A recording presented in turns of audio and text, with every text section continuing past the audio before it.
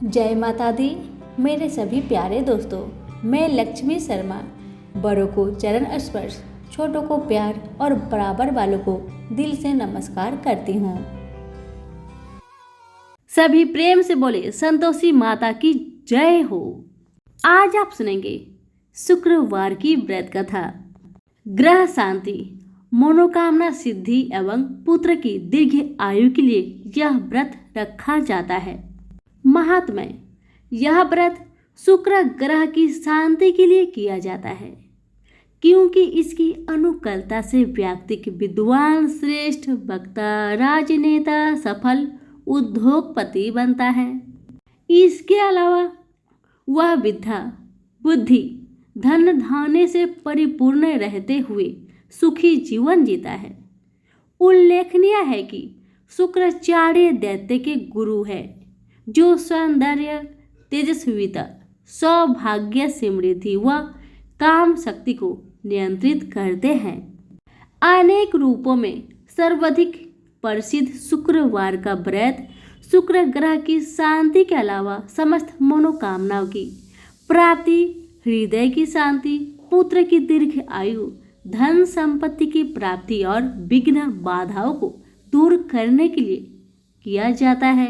इस व्रत को लक्ष्मी जी का भी माना गया है, लेकिन कालांतर में यह संतोषी माता के व्रत के रूप में ही अधिक प्रसिद्ध और प्रचलित हो गई है।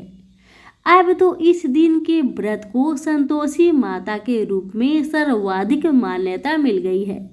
हमारे शास्त्रों में संतोषी माता को उमा का ही एक रूप बताया गया है, क्योंकि उनके भीतर साक्षात भगवती दुर्गा का रूप माना जाता है। इस प्रकार यह दुर्गा माँ की पूजा आराधना का भी व्रत है। पूजन विधि विधान, इस व्रत का प्रारंभ किसी भी मास के शुक्ल पक्ष के प्रथम शुक्रवार से करके 31 व्रत करने का विधान है। व्रत के दिन दैनिक कार्य को निपटाने के बाद कुछ मजीठ का चूर्ण जल में मिलाकर उसमें स्नान करें। फिर साफ सुथरे धुले सफेद वस्त्र धारण करें। पूर्व दिशा की ओर मुख करके शुक्र देव का पूजन करके पुष्प, सफेद वस्तु व वस्त्र आदि अर्पित कर विधि विधान के अनुसार पूजन करें। घी व चीनी का नैवेद्य चढ़ाए। भोग में खील बतासे भी अर्पित किए जा सकते हैं। इस दिन के व्रत में पहले लक्ष्मी जी का पूजन करने का भी विधान है। जिन्हें संतोषी माता का व्रत करना हो वे आह्वान कर उनका पूजन करें।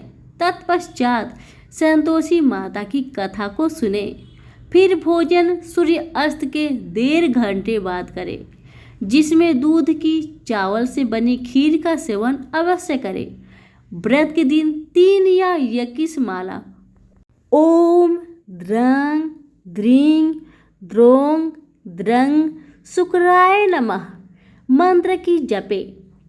संकल्पित व्रत पूरे होने पर अंतिम शुक्रवार को गूलर के वृक्ष की लकड़ी से एक छोटा सा हवन करके पूर्ण आहुति दे। व्रत की रात्रि में जागरण करके माता की स्तुति में भक्तिपूर्वक व्रत होने पर अंतिम शुक्रवार को उसका उद्यापन अवश्य करें। इस व्रत में सफेद वस्तुओं का दान पुण्यदायी माना गया है। कथा, एक समय एक नगर में कास्थ, ब्राह्मण और वैश्य जाति के 3 लड़कों में अत्यंत गहरी मित्रता थी।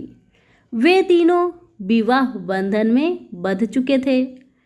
कास्थ और ब्राह्मण लड़के का गौना हो चुका था, जबकि वैश्य लड़के का गौना होना शेष था। एक दिन कास्थ वह ब्राह्मण लड़के ने वैश्य लड़के से कहा, हास परिहास, मित्र तुम अपनी पत्नी को गौना करके घर क्यों नहीं ले आते हो? स्त्री के बिना घर सूना नीरस लगता है। वैसे लड़के के मन में यह बात बैठ गई। वह कहने लगा, आज ही मैं अपने ससुराल जाकर पत्नी को ले आता हूँ। इस पर ब्राह्मण का लड़का बोला, मित्र आज के दिन तुम्हारा जाना ठीक नहीं है, क्योंकि अभी शुक्र अष्ट है। जब शुक्र का उदय हो जाए तभी पत्नी को ले आना। वैश्य पुत्र ने न तो अपने मित्र की न घर की अन्य सदस्य की बात मानी और अपनी हठी स्वभाव के कारण पत्नी को लेने चल पड़ा। ससुराल पहुंचकर उसने बताया कि वह अपनी पत्नी को लेने आया है, आता उसकी विदाई कर दे। उसे ससुराल वालों ने भी समझाया कि शुक्र अस्त अवस्था में विदाई नहीं करते, लेकिन वह नहीं माना। पत्नी को लेकर जब वह थोड़ी दूर रथ पर चला तो उसका एक पहिया टूट गया। उसके पश्चात बैल का एक पैर टूट गया, जिसके कारण वह बैठ गया और पत्नी को गिरने से चोट लग गई। फिर वे किसी प्रकार पैदल चलने लगे तो डाकुओं से सामना हो गया। उन्होंने उसका पूरा धन जेवरत आभूषण लूट लिए। इस तरह अनेक कष्टों को झेलते हुए वे घर पहुंचे तो वहां उस वैश्य पुत्र को सांप ने काट लिया, जिससे वह मूर्छित हो गया। यह देख उसकी पत्नी करुण स्वर में विलाप करने लगी।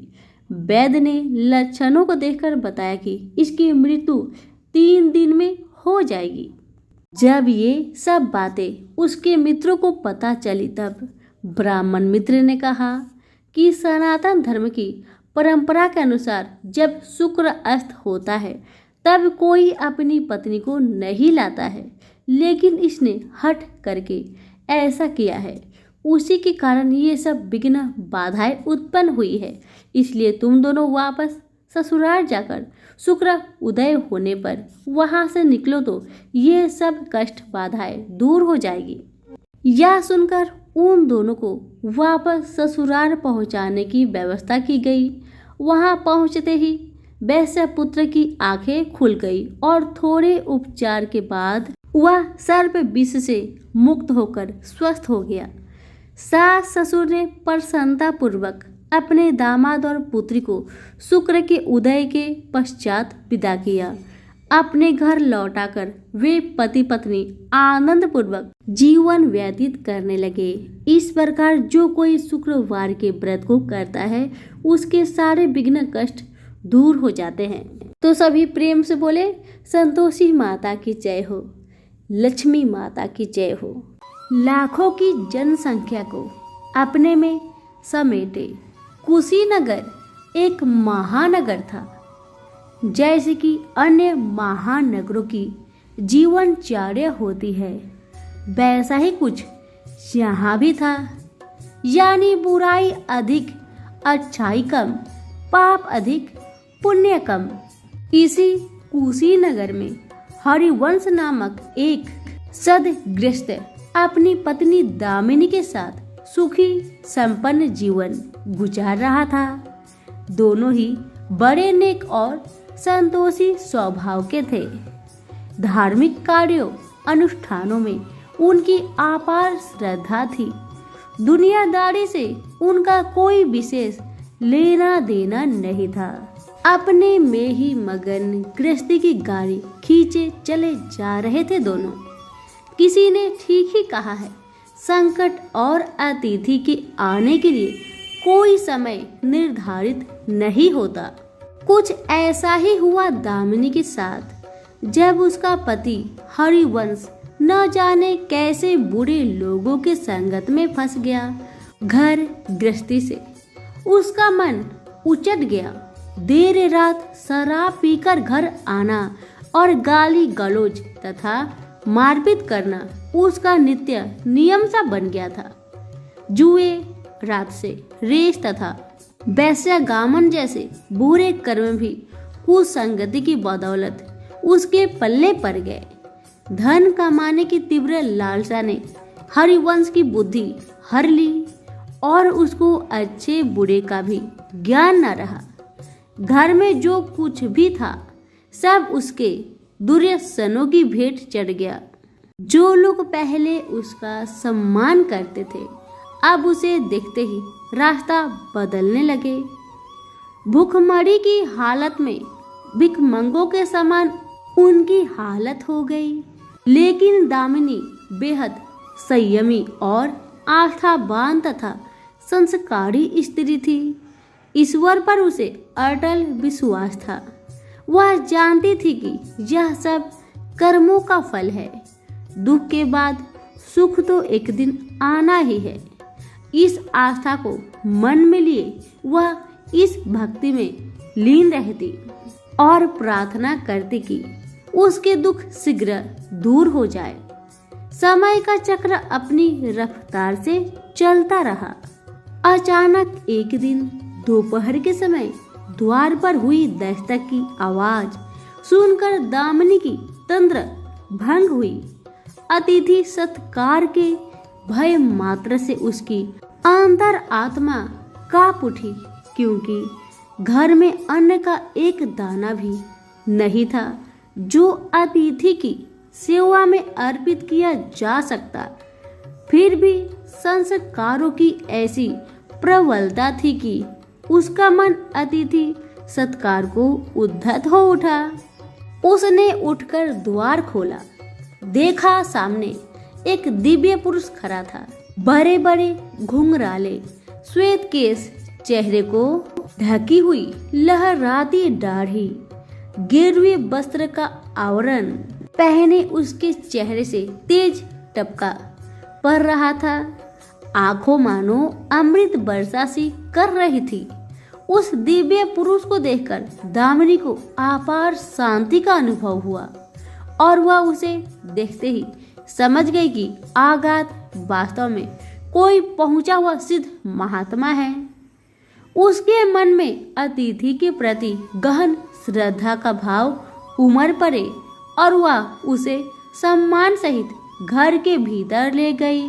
दामिनी ने जब उसे फटे हुए आसन पर बैठाया तो वह मारे लज्जा के जमीन में गरसी गई। उधर वह संत पुरुष दामिनी की ओर एकटक निहारे जा रहा था। घर में जो कुछ भी बचा खूचा था दामिनी ने अतिथि की सेवा में अर्पित कर दिया, पर उसने इस पर कोई ध्यान नहीं दिया। वह तो बस दामिनी को यूं निहारे जा रहा था मानो उसे कुछ याद दिलाने की चेष्टा कर रहा हो।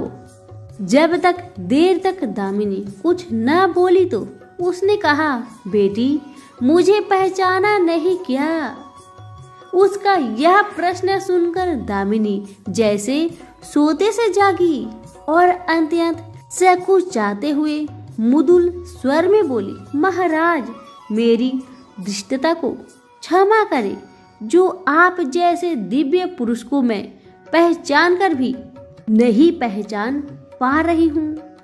पारिवारिक कष्टों ने तो जैसे मेरी सोचने समझने की शक्ति ही छीन ली है। लेकिन यह निश्चित ही संकट की इस घड़ी में मुझे आप जैसे साधु पुरुष की सहारा है। तभी जैसे दामिनी को कुछ याद हो आया, वह उस साधु के चरणों में गिरकर बोल उठी, अब मैं आपको पहचान गई हूँ महाराज। स्नेह रूपी अमृत की वर्षा करने वाले अपने शुभ चिंतक को कोई कैसे भूल सकता है भला। वास्तव में वह साधु मंदिर की राह के मध्य में बनी अपनी कुटिया के बाहर वट वृक्ष के नीचे बैठ साधना किया करता था और मंदिर आने जाने वाले सभी श्रद्धालु से प्रणाम करके स्वयं को कृतार्थ अनुभव करते थे। दामिनी भी उन्हीं में से एक थी। जब पिछले काफी दिनों से उसने उसे मंदिर की ओर आते जाते नहीं देखा तो उसकी कुशल क्षेम जानने के लिए पूछताछ करते हुए उसके घर की ओर आ निकला था। दामिनी अभी अपनी सोच में डूबी हुई थी कि साधु महाराज ने मौन भंग किया, इसका क्या कारण हो सकता है। साधु महाराज ने कहा, पुत्री तू आजकल मंदिर आती जाती दिखाई नहीं पड़ती। तुझे जो भी कष्ट है मुझे बता, शायद मैं तेरी कुछ सहायता कर सकूं। व्यक्ति दुखों के बोझ तले दबा हो तो ऐसे में सहानुभूति की 2 बोल ही काफी होते हैं। दामिनी भी खुद पर संयम नहीं रख पाई और बिलखकर रोने लगी। तभी वह साधु वात्सल्यपूर्ण स्वर में बोला, मन छोटा करने से समस्या हल नहीं होती। सुख दुख तो एक गाड़ी की 2 पहियों के समान है। इसका आना जाना तो जिंदगी भर लगा ही रहता है। अपना दुख किसी को बता देने से मन हल्का हो जाता है।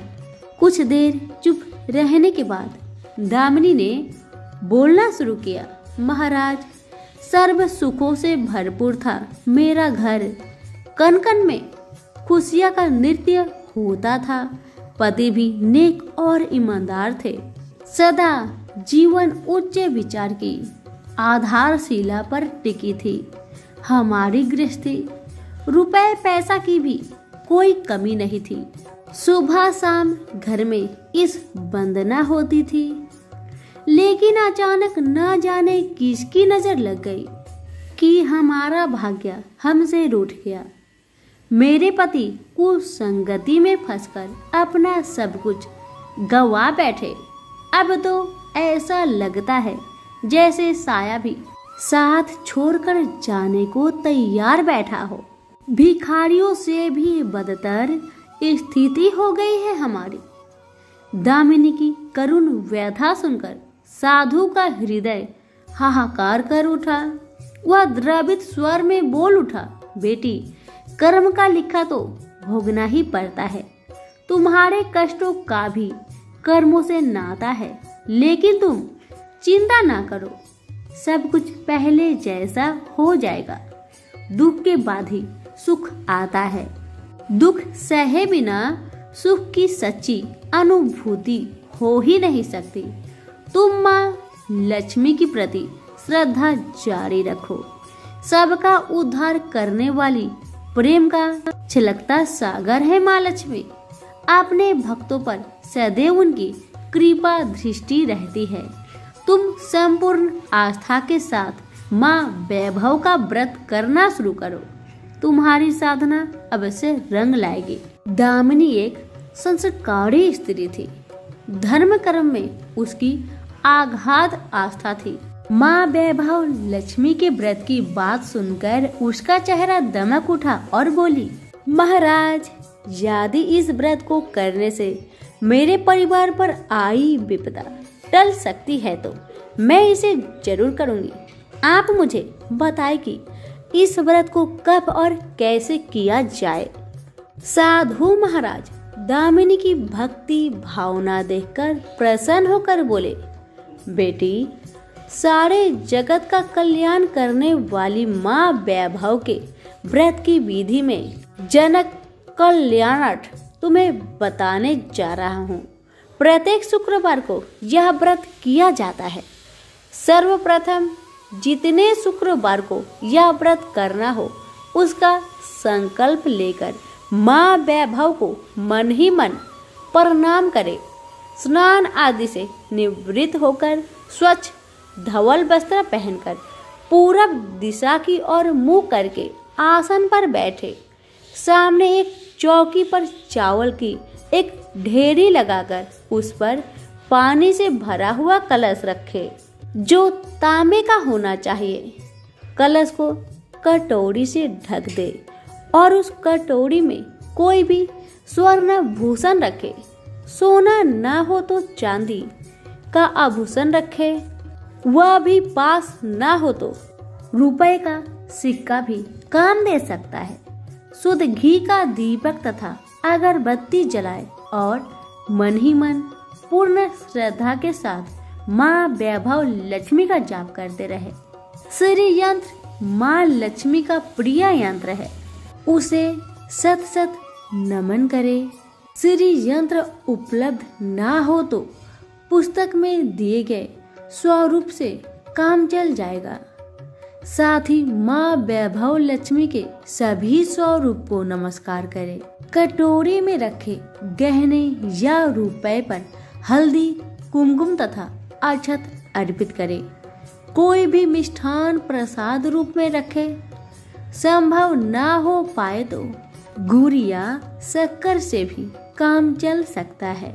फिर श्रद्धा पूर्वक माँ की आरती करके 14 बार प्रेम सहित बोले, जय माँ वैभव लक्ष्मी, जय माँ वैभव लक्ष्मी। माँ वैभव लक्ष्मी मेरी मनोकामना पूरी करे, ऐसा संकल्प लेकर सच्चे मन से माँ से विनती करे। प्रसाद बांटे और स्वयं भी ग्रहण करे। दिन में एक बार स्वास्थ्यिक भोजन करे। यदि संभव हो तो उपवास रखे। पूजा में रखा गहना या रुपया लाल कपड़े में लपेटकर सुरक्षित रख ले। या आगे आने वाले शुक्रवारों को पूजा में काम आएगा। कलश में भरा जल तुलसी के पौधे को समर्पित कर दे तथा अक्षत पंछियों को आहार स्वरूप में डाले। ऐसी शास्त्रोक्त विधि से व्रत करने वालों को शीघ्र फल मिलता है। साधु महाराज के मुख रविंद से यह वृत्तांत सुनकर दामिनी पुलकित हो उठी। उनके चरण स्पर्श कर उत्साहित स्वर में बोली, अब लगे हाथ उद्धापन की विधि भी बता दे महाराज, इसके बिना तो व्रत अधूरा ही रह जाएगा। अवश्य बेटी, कहकर साधु महाराज उद्धापन की विधि बताने लगे।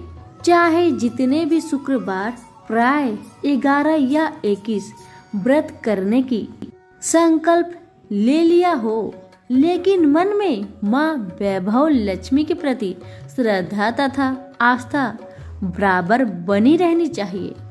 जिस दिन अंतिम शुक्रवार का व्रत हो, उस दिन शास्त्रोक्त विधि से उद्धापन किया जाता है। अन्य शुक्रवारों की भांति ही इस दिन भी पूजन करें। हाँ, प्रसाद रूप में खीर अवश्य रखे। पूजा के बाद नारियल फोड़कर 7 कुंवारी कन्याओं के चरण धोकर कुमकुम का तिलक लगाकर पूजन करें। उन्हें सामर्थ्य अनुसार दक्षिणा दे और माँ वैभव लक्ष्मी व्रत की पुस्तक उपहार स्वरूप भेंट में दे। फिर प्रसाद के रूप में खीर वितरित करे। अब माँ वैभव लक्ष्मी के सभी स्वरूप को मन ही मन नमन करते हुए कहे, हे माँ, यदि मैं शुद्ध तथा निर्मल हृदय से आपकी स्तुति करते हुए वैभव लक्ष्मी व्रत विधि विधान अनुसार पूर्ण की हो तो मेरी मनोकामना अवश्य पूरी करना।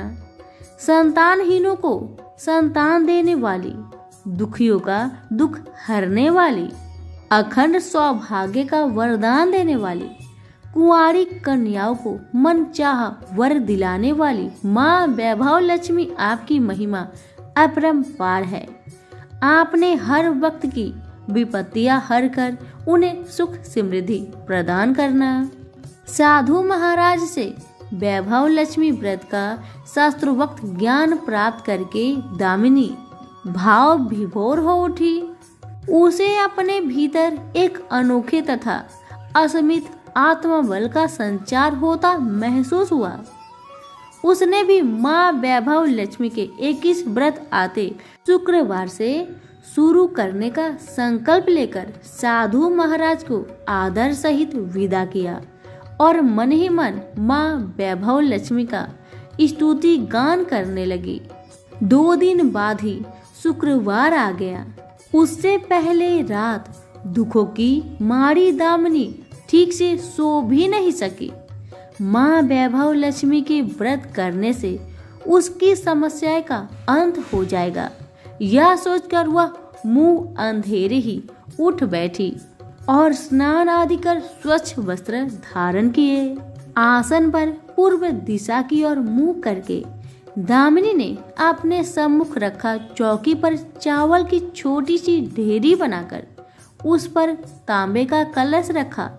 लेकिन जब स्वर्ण भूषण रखने की बात आई तो धर्म संकट में पड़ गई। सारे गहने पति के दुर्व्यसनों की भेंट चढ़ चुकी थी। विवाहित स्त्री थी जो मंगलसूत्र भी उतार कर नहीं रख सकती थी। और कोई गहना भी तो नहीं था। तभी उसे उन नन्ही पायलों का याद हो आया जो उसने अपनी आने वाली संतान के लिए बनवा कर रखा था और पति की निगाहों से भी बचा कर रखा था। उसने झटपट वह पायल निकाली और गंगा जल से धोकर उन्हें शुद्ध करके कलश पर रखी, कटोरी में डाल दिया। डिब्बे की तली में से बची खुची शक्कर निकालकर उसे प्रसाद के रूप में रखा और विधि अनुसार व्रत किया। सर्वप्रथम उसने अपने पति को प्रसाद दिया। आने वाला पूरा सप्ताह बड़ी ही हंसी खुशी से बीता। बात बात पर झल्ला उठने वाला उसका पति अपेक्षाकृत शांत तथा संयम रहा। कोई मारपीट तथा कलेश घर में नहीं हुआ। इसे दामिनी ने माँ वैभव लक्ष्मी का चमत्कार समझा और मन ही मन उन्हें प्रणाम किया। माँ वैभव लक्ष्मी के प्रति उसकी आस्था और भी बलवती हो गई। इसी प्रकार शास्त्रोक्त विधि से दामिनी ने 20 शुक्रवार के व्रत पूरे कर लिए। इस बीच कई परिवर्तन हुए थे। उसका पति कुसंगति छोड़कर सीधा राह पर आ गया तथा और उसका कामकाज भी जमने लगा था। यह सब माँ वैभव लक्ष्मी के चमत्कार और दामिनी की आस्था तथा विश्वास का परिणाम था। 21वें शुक्रवार को व्रत का उद्यापन करना था। साधु महाराज के वचन अब भी मानो दामिनी के कानों में गूंज रहे थे। उनकी बताई विधि के अनुसार ही दामिनी ने शास्त्रोक्त विधि से उद्यापन किया। 7 कुंवारी कन्याओं को भोजन कराकर दक्षिणा दी। आसपास की सौभाग्यवती स्त्रियों में प्रसाद तथा माँ वैभव लक्ष्मी व्रत कथा की पुस्तकें वितरित की। माँ वैभव लक्ष्मी की हर स्वरूप को प्रणाम किया और कहा, आपकी महिमा निराली है माँ। आपने मेरे सारे दुख हर लिए, मेरे सभी मनोकामनाएं पूर्ण कर दी। मेरा उजरा घर फिर से बस गया। मेरा यह नया जीवन आप ही की देन है माँ। मैं आजीवन आपकी पूजा अर्चना करूंगी और दूसरों को भी आपकी महिमा से अवगत कराकर वैभव लक्ष्मी के व्रत रखने के लिए प्रेरित करूंगी। प्रेम से बोले, जय माँ वैभव लक्ष्मी, आपकी सदा ही जय हो। कथा पसंद आने पर लाइक शेयर कमेंट जरूर करें और हमारे चैनल के साथ जुड़े रहें। धन्यवाद।